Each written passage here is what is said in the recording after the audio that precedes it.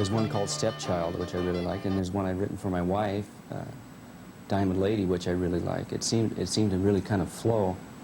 I don't know if you know much about the Beatles. There was Sgt. Pepper was their big album. There was a song there called She's Leaving Home, which told a story in the 60s about a gal leaving home, apparently having an abortion or something, but I kind of wrote one in response to it. It's called And So She's Coming Home, which I'd like to read tonight. It's kind of a lyrical response to that. That's one of my favorites. To get started, I'm going to read some of the lyrics first. I'll try to give as much background on them as I remember. The first one it is for my wife, and to give you an idea of the type of woman I'm married to. This was in my lunch this morning. Well, not in my lunch sack this morning. It says, "To the man of my dreams, or is it nightmares? Just kidding." So she's here tonight to support me. It's called Diamond Lady. When the light of you has left me and all hope has faded away, I'll cling to the things we shared, you, my girl who came to stay. When the night of you rises to leave me, giving way to the unsmiling day, I'll reach deep inside to the place you abide, forever my girl who came to stay. With every turn of you I'm dazzled. You bring to me all I need. It's only when you leave me, diamond lady, diamond cut, diamond bleed. When the melody of you has gone silent, no words or music left to play. Within my soul, the song of you will make me whole, you, my girl who came to stay. These lyrics that I'll be reading are written with hopefully the structure and the intention of being placed to music. Hopefully you can follow the rhythm at least. This one is somewhat based on my father, and my father died when I was 18, and this is kind of for him. Bright summer green in my father's eyes. My father worked the factory until the days he got sick. It was summer and Sgt. Pepper played out my window onto the factory brick. 18 months of killing pain, by winter '68 he was gone. Singing solo on the white album, I played out my sadness just like another song. And maybe we go through our lives never showing the cracks in the walls where we try to hide. And maybe we go through ourselves never knowing the fool inside the fool biding his time. But once upon a time I wore no disguise and bask in the bright summer green of my father's eyes. I'm doubled up with loneliness, matched up neatly with pain, sitting next to his memory, playing out the sound of his name. And maybe we go through our lives never showing the cracks in the wall where we try to hide. Maybe we go through ourselves never knowing the fool inside the fool biding his time.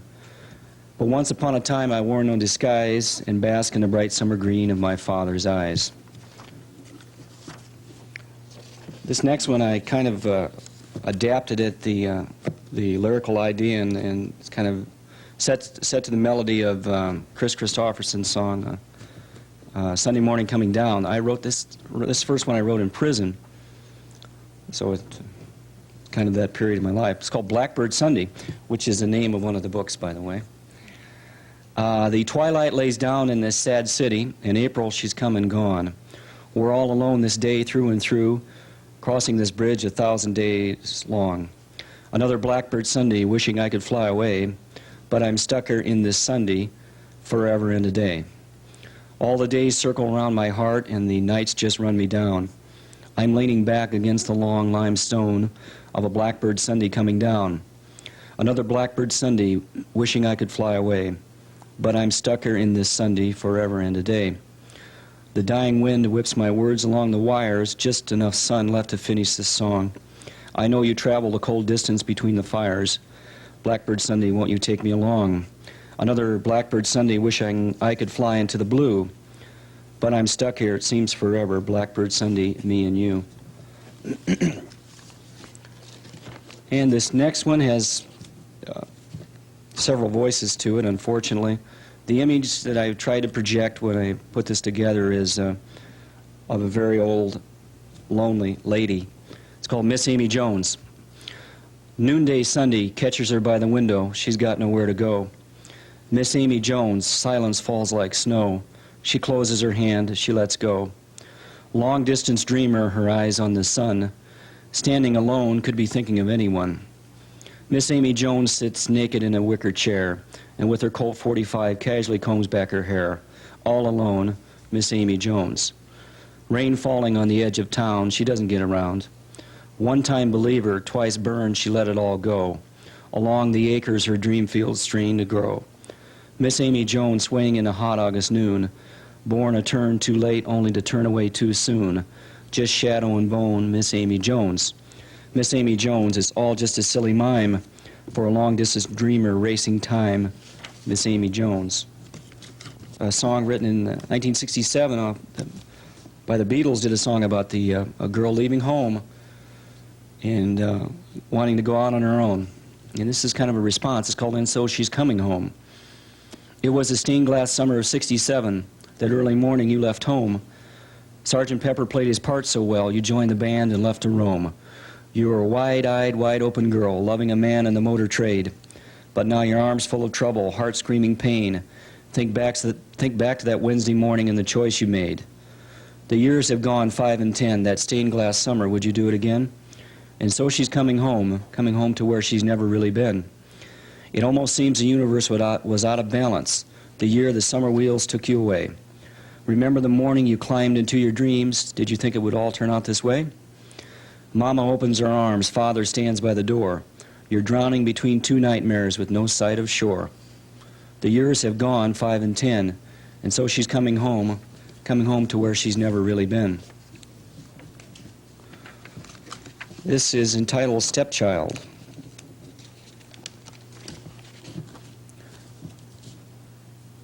The gift never given, the smile seldom seen, as the stepchild danced alone underneath the Christmas tree. The secrets never shared as the sad stranger slept.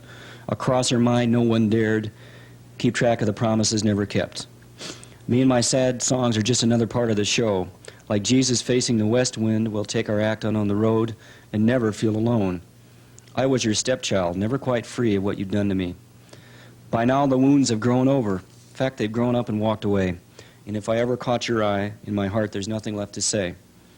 Me and my sad songs are facing the sun going down, playing center stage behind the clowns. Let the memories go round and round. I was your stepchild, never quite free of what you'd done to me. The gift never given, the smile seldom found, as the stepchild danced alone, spinning round the Easter crown. This next one is Lee Harvey. Lee Harvey.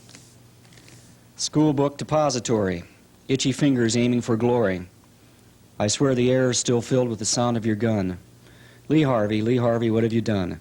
You're a ghost living a legend on the run. Lee Harvey, what have you done? Your timing's ready, the trigger released. Shot off his head, put it on a 50-cent piece. Did your soul burn black that day under the Dallas sun? Lee Harvey, what have you done? There's fame waiting where the street has a bend. But dying's a long way to go for so little to show at the end. Your time to talk was blown away. The world has spent so much time just wondering what you'd say.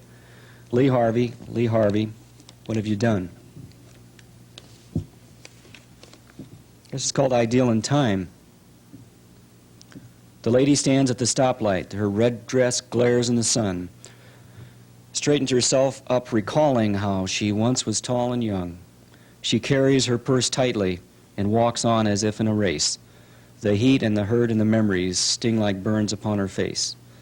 Ideal in time, and time goes through us every one. The old and the cautious were once the brave and the young. Ideal in time. She gets older, the days are no warmer. She seems to get up earlier every day. Late at night she lays her head down with the thought of life slipping away. Ideal in time, ideal in years. Raise you a decade, give you a few good years. But dealing in time is like selling trick mirrors. For life is a bottle open at both ends. Drink hearty for it runs through you. It magnifies, it bends. In the end, be grateful for any remaining friends.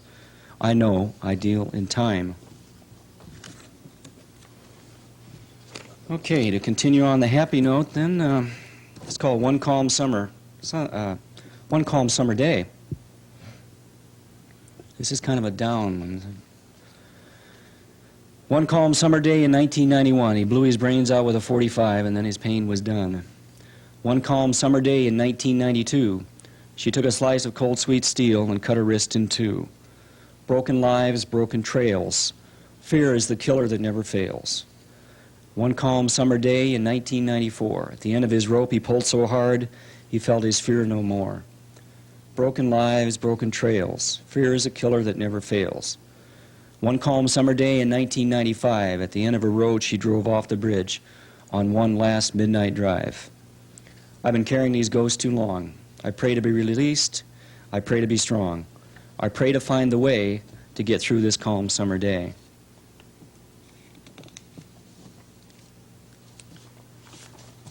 Let's see if I can. Yeah, change of pace here. For me, if nothing else. This is called She Moves in the Night.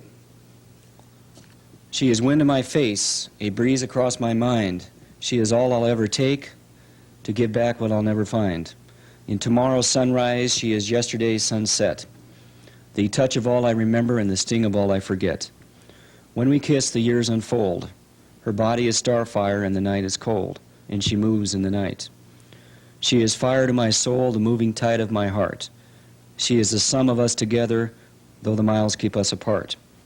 And the echo of her smile still tingles along my hand. She moves in the night, the hair on my back begins to stand. When we kiss, the years unfold. Her body is starfire and the night is cold, and she moves in the night. She is just a memory, but that's all right. When the long day is long gone, she moves in the nights.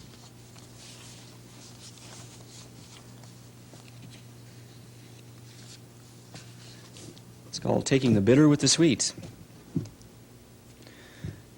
It was a haunting light. It was the end of the year. We stood in each other's sight and counted out our fear. So not to hurt each other, our eyes never meet, taking the bitter with the sweet. It was a high noon heat. It was like in a dream.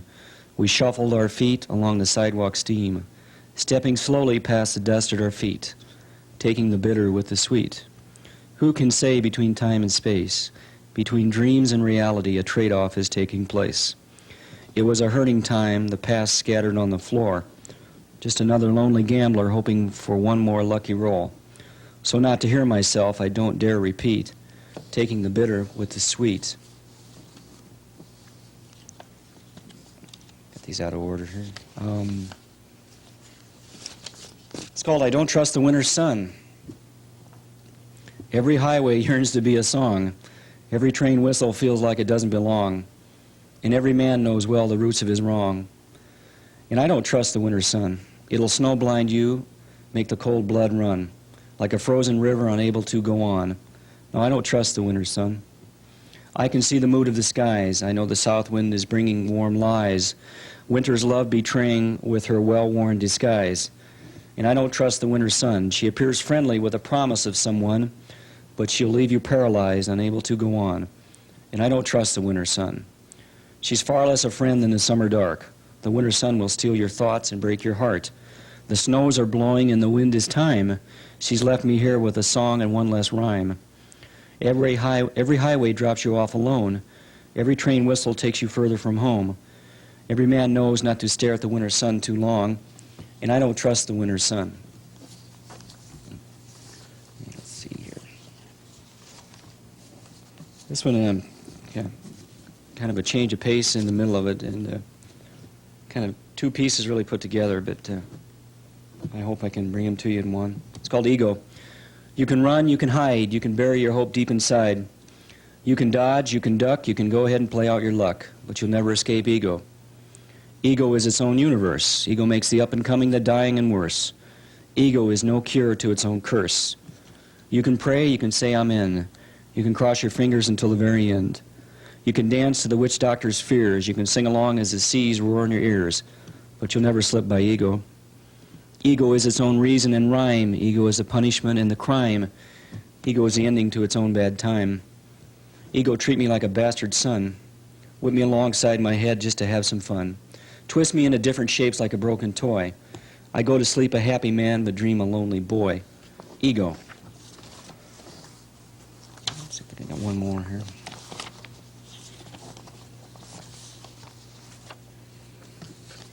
Yeah, this is not about my childhood, but it's called I Remember Childhood Well. I remember childhood well. I learned to walk, I learned to spell. I learned the meaning of living hell. I remember laying awake at night, remember the screaming, the endless fights. I don't know which was worse, the pain or the fright. Father, don't take this wrong. I got to get this out in my song. I don't want to pass the pain along. I can see Father's drunken stare, the back of his hand slicing the air, crashing the light at the top of the stairs. Mother, don't take this wrong. I don't want to pass the pain along. I got to get this out in my song. The old tire I rode, swinging on the tree, my childhood fears still swinging away at me, and I remember childhood well. I'd like to kind of get into some poetry.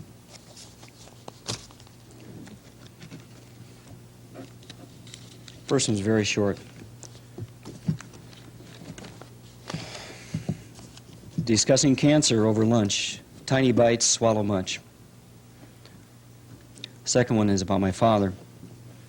The factory where my father worked has long since turned to dust. Its red brick that gathered the light has faded to smoldering crust. The steel it made so sharp, so bright, that seemed to slice right through the sun, that factory is still standing in my mind.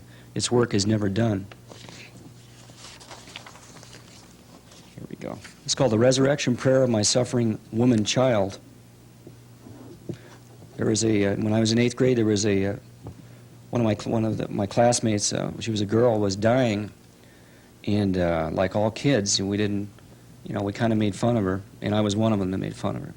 Carried a lot of guilt about that, and I kind of wrote this for her.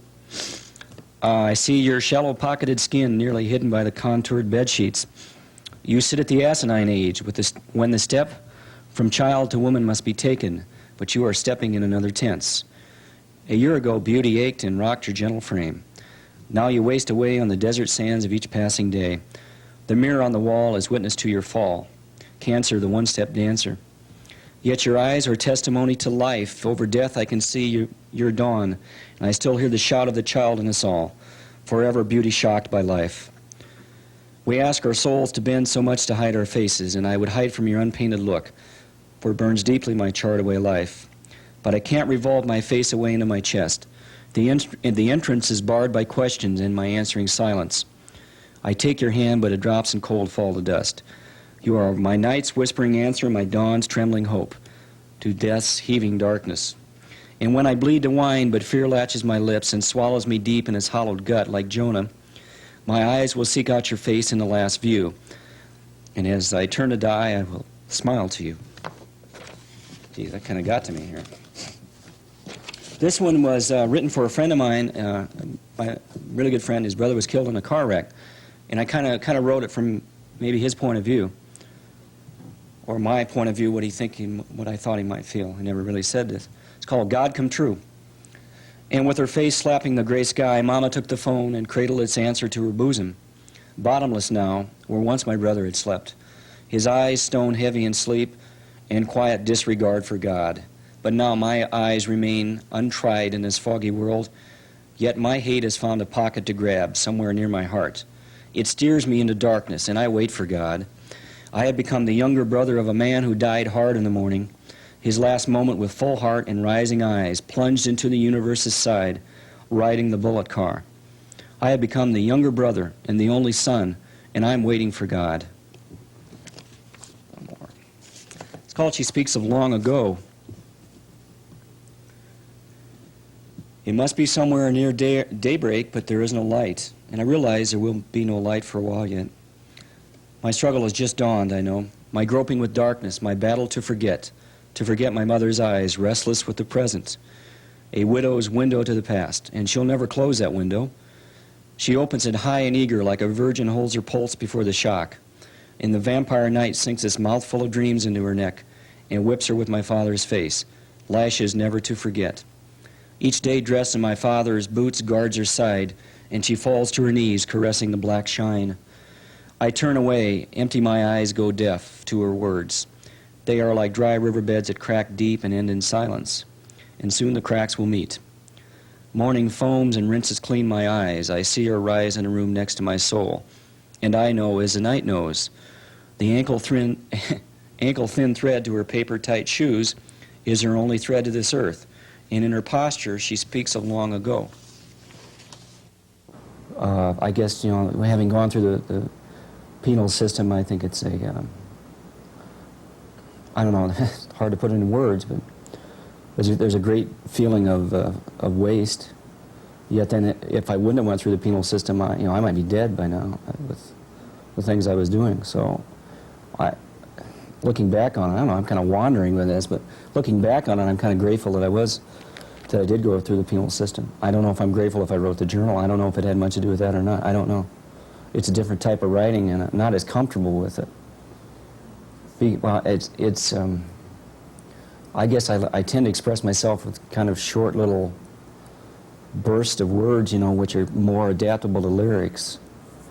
But we'll see what the reaction is to the journal. I think people have a lot of interest in the penal system. I wrote a journal while being incarcerated, and I thought I'd read you some portions of it. And I've called it Some Time Away, a Journal of Prison. And it starts out. On April 2nd, 1987, I was sentenced in Douglas County District Court to 3 to 5 years in prison for stealing $110,000 from 10 of my stock clients.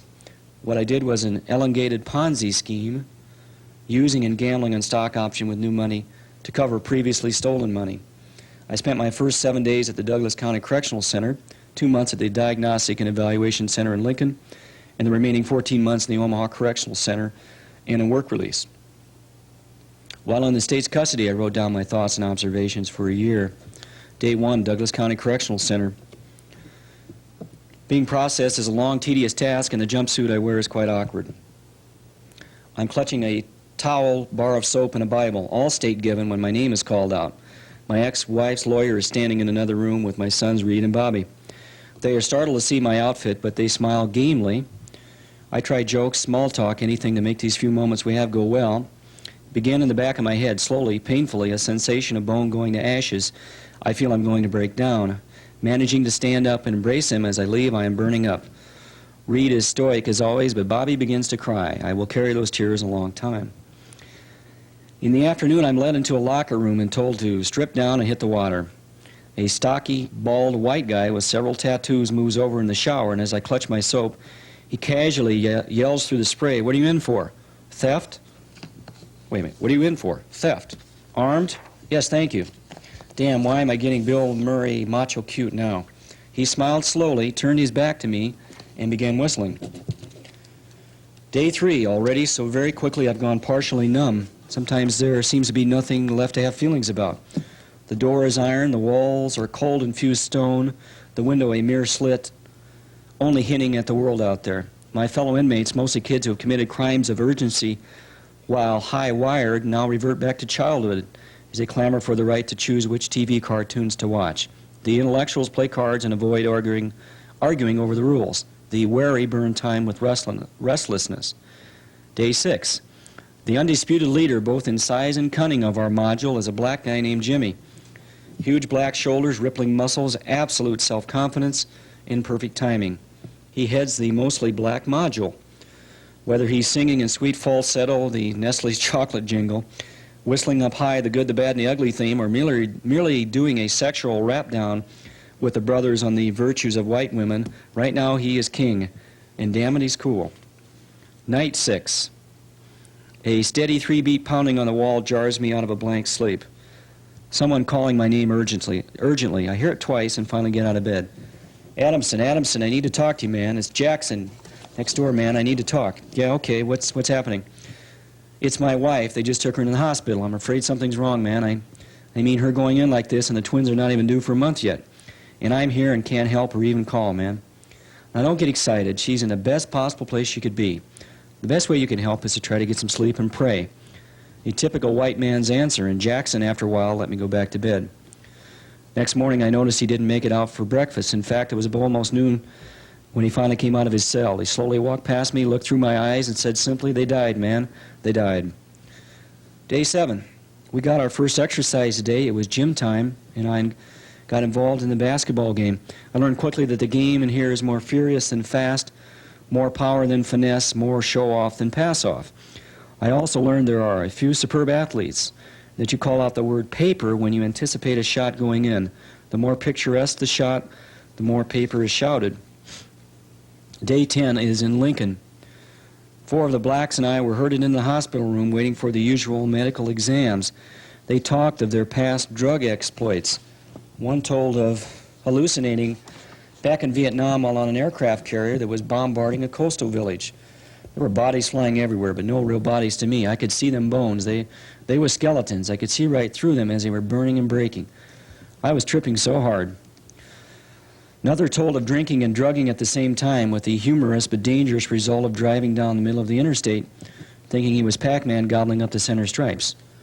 Their conclusions and testimony to doing drugs, it's better than a dog in the middle of dying. The talk turned to the younger brothers of North Omaha, the teenagers coming to power in the streets. Man, all they talk, all they say to anything is Uzi, Uzi, Uzi. They think they can outgun the man with submachine guns. Try to tell them either going to get killed or do 10 to 40, and all they say is Uzi, Uzi, Uzi. They point the Uzi at the man, he's going to be pointing back. Man, lead is lead. Day 23.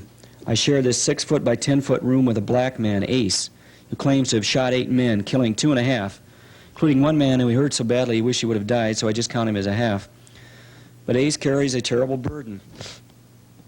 His 2-year-old son accidentally shot himself to death while playing with a gun Ace thought he had hidden under his mattress in his North Omaha apartment. He quietly pulls out from his Bible a picture of a little black boy, innocently dressed up in a suit, eyes closed, hands folded, in a beautiful dark blue casket. Dressed to the nines that day, Ace mumbles. That night, as we lay on our beds, we talk back and forth on many things. He admits black women are attracted to white women because they're softer than black women. You know, softer to feel, easier to boss around.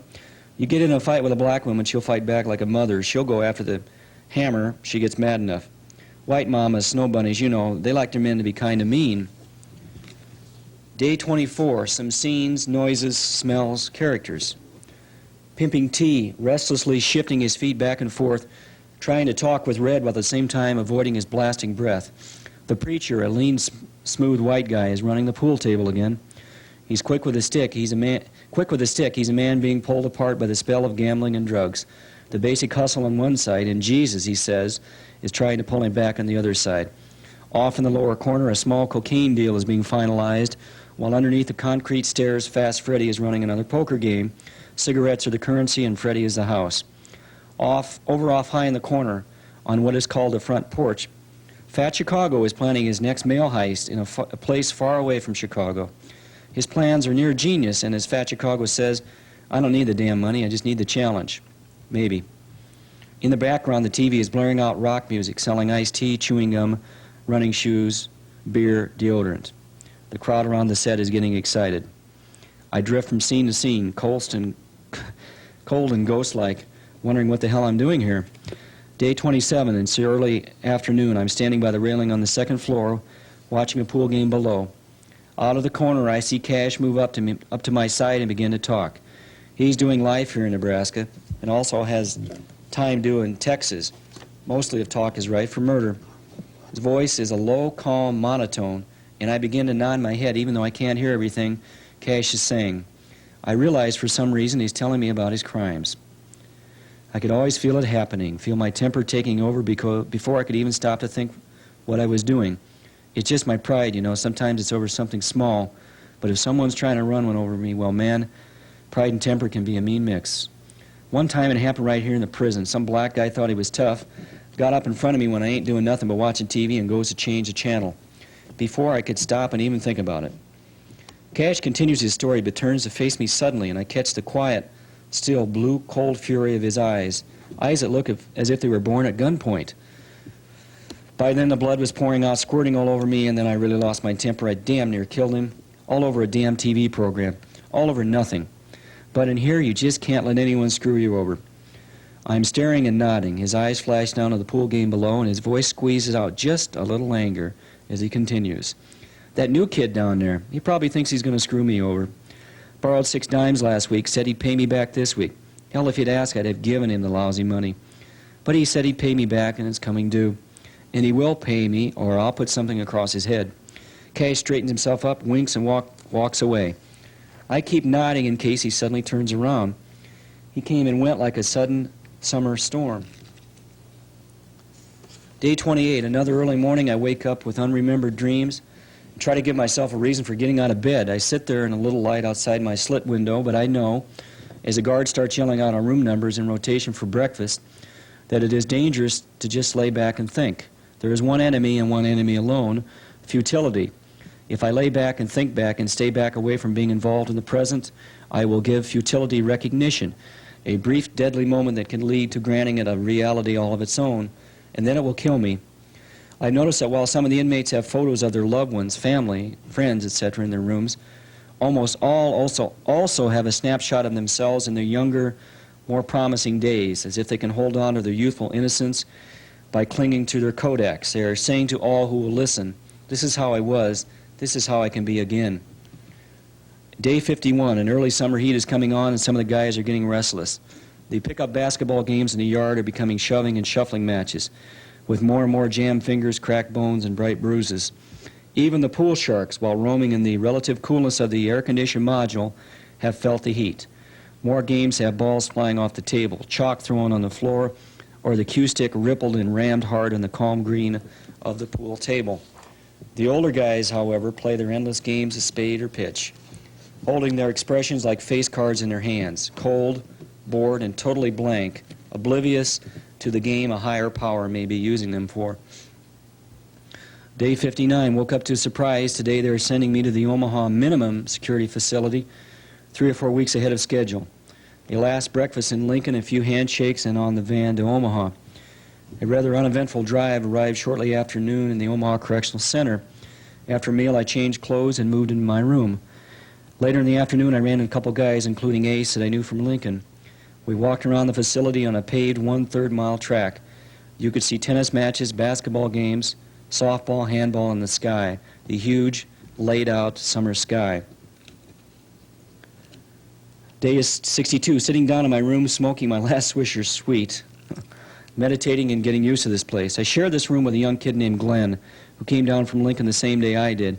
He's polite, somewhat effeminate, and very nervous. He does a lot of pacing and a lot of chattering, but he and I get along well anyway. There's an inch of cheap cigar left of this Thursday afternoon. I can almost daydream my Swisher Sweet into a dark Macanudo with a good hour of life left to it. I daydream looking out the window, too, on the railroad track that swings around my view, leading to an industrial park where empty fuel tanks are stacked and an old unpainted water tower sullenly looms in the summer sky. Day 75. Today, without warning, the entire complex was put into lockdown. We were confined to our rooms from about 8 a.m. to 5:30 p.m. Our lunch was cold meat sandwiches, the guards bringing it to our rooms. Rumors were swirling they were looking for a gun, or guns thrown over the fence by someone on the outside.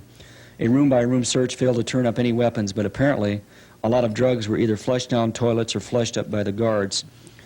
Day 105, the mess hall was already noisy this early Saturday morning, with my usual 2 pieces of toast, a glass of milk, and a glass of coffee.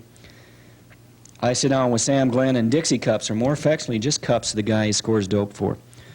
"So what's with the 5 apples, Dixie?" Before he had time to reply, Pimpin' T strolled by and casually flipped another apple at him. "Enjoy, man." "Yeah," Dixie let out between bites and an apple. Turning to me, he explained as though to a child, "My wife's coming in for a visit tonight with a balloon load of dope, and I'm cleaning the old runway out. Know what I mean, Pops?" I was thinking about Cup's balloon ride as I later walked to her mailbox, dropped a letter into my lawyer, thanking him for his splendid work and for quitting me now. Day 123, one of the more ferocious Christian brothers is a black named Duncan. Brother Dunk is the name he likes to use. The first time I saw him was in our pod's day room as I went in to get hot water for coffee. 4 blacks were playing dominoes and slamming down the dominoes as hard as they could. Suddenly I whoop and I shout Jesus Christ to the rooftop. The loser stretched out on the floor and began doing the mandatory push-ups. I looked over at a gleaming, steamy-eyed man singing sweetly Blessed Assurance, sitting iron straight in his chair. That was Brother Dunk. Today I saw Brother Dunk in action again, this time in front of the education door while an outside crew was installing the beam support for a satellite cable dish. Brother Dunk was lecturing and verbally flailing a younger white boy. He was loud, he had that gospel rocking back and forth on his heels rhythm, and he was as smooth and fluent as a behind-the-back pass on a basketball court, and apparently he could dunk too. He was putting the white boy away. The devil be talking fried chicken without the oil. He be talking smoke to you, and you be standing there grinning, taking it all in, forgetting the Lord Jesus. For remember, just remember what Proverbs 1:10 tells us, good friend, to avoid bad company. And we both know, as sure as Brother Dunk is real, standing right in front of you, all about the guys you've been clowning with. The white boy lowered his eyes and almost shrank away into his baseball cap. His Dunk leaped ahead. Yeah, oh my Jesus. Brother Dunk did hit home with that one, didn't he? And I am again reminded of the mighty words in Proverbs chapter 12, verse 26. The righteous should choose his friends carefully. By now I had swung behind him and moving in a slow arc, headed toward the library. I heard Jesus, Jesus, Jesus bouncing off the bricks in the blistering heat back behind me.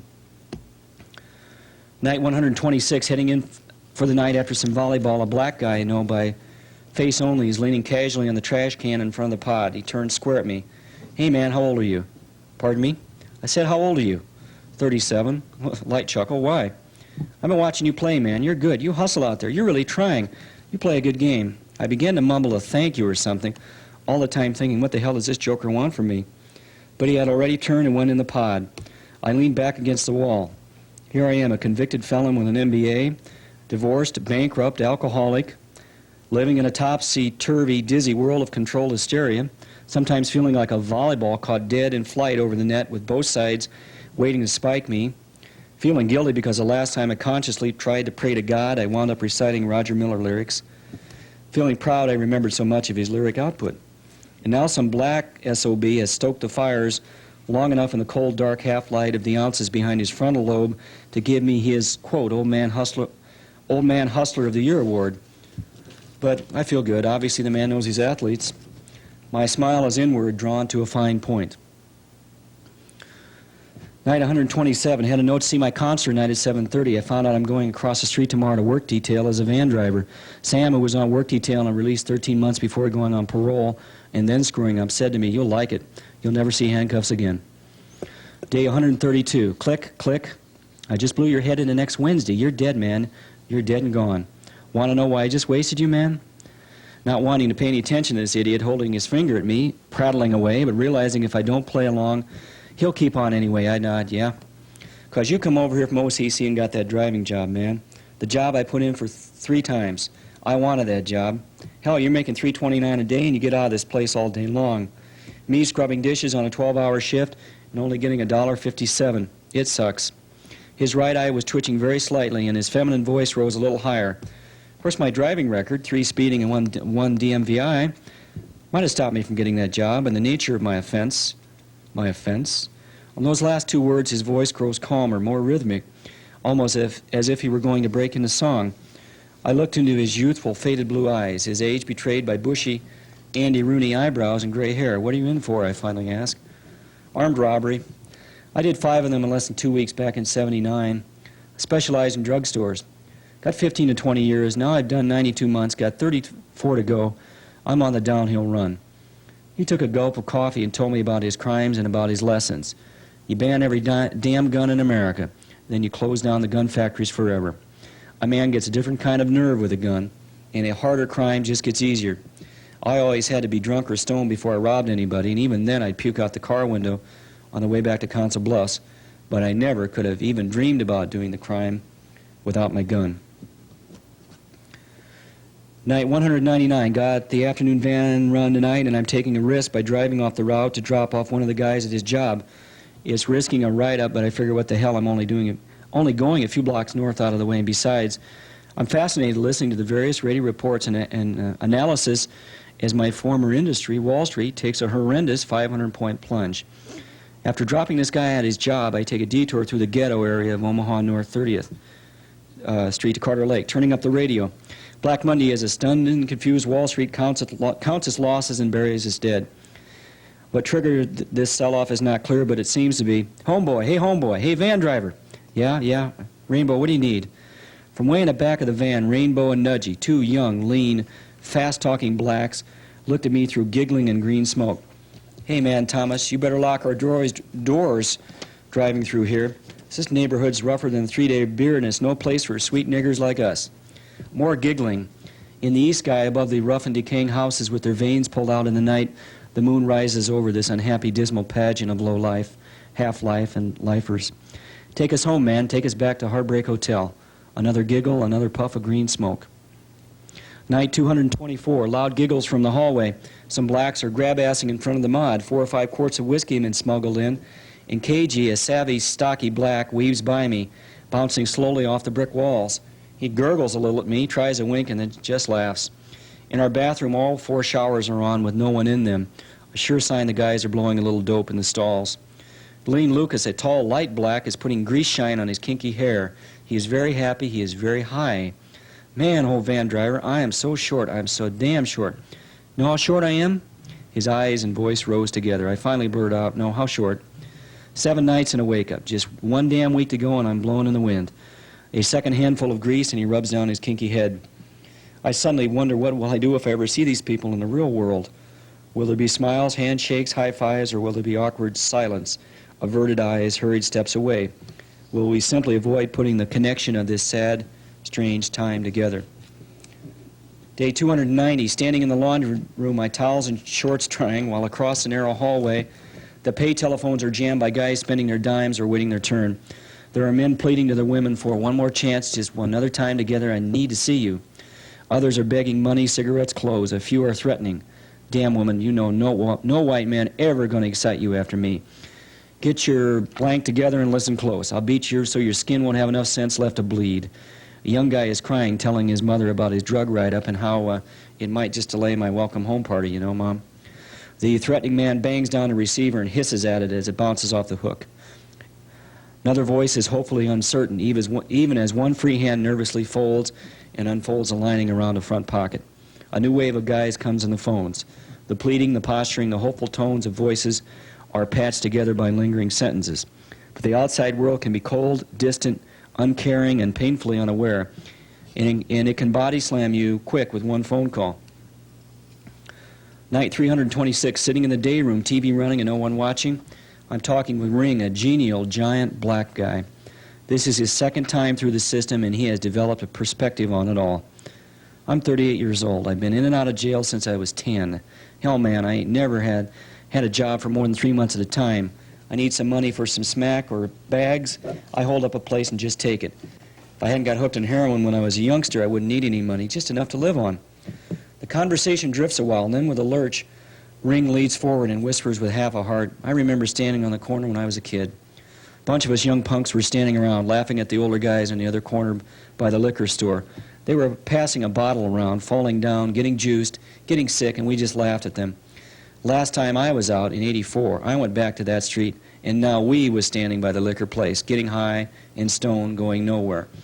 All that time gone by, and all we done is change corners. Night 344, turnover in our little zoo is picking up with 4 more leaving on extended leave and 6 new guys, 2 whites, 2 blacks, and 2 beards arriving, starry-eyed, dazed, confused, quite like newborn animals. Day 362 for the record, please state your name. I lean ahead to the long-necked microphone and barely croak through my nerves, Tom Adamson. No Bill Murray act today, no way, no how, no sir. We understand both from letters written in your behalf and your counselor's recommendation that you would like a 60-day review, after which point, if the board agrees, a 1-year final would be set. You had no major write-ups and have been following the program very well. The vice chairman raised his eyes to mine. The other 2 members were silent and motionless. Mr. Adamson, what have you been doing to help yourself? I've been attending AA and GA to try and understand my compulsions. The 3 faces across the table beamed as one, and the chairman continued a mild, pleasant interrogation. In the end, all 3 agreed to see me again in 2 months. At that point, set a 1-year final. You're an automatic pilot, Ring told me later. Day 365, 1 trip around the sun. Reading over this little journal, back over all the various entries and exits, I was immature, unknowing, and blind. Many people have arrived and left. For so long, I kept arriving and arriving and arriving. Now, finally, I'm on my way back. Thank you.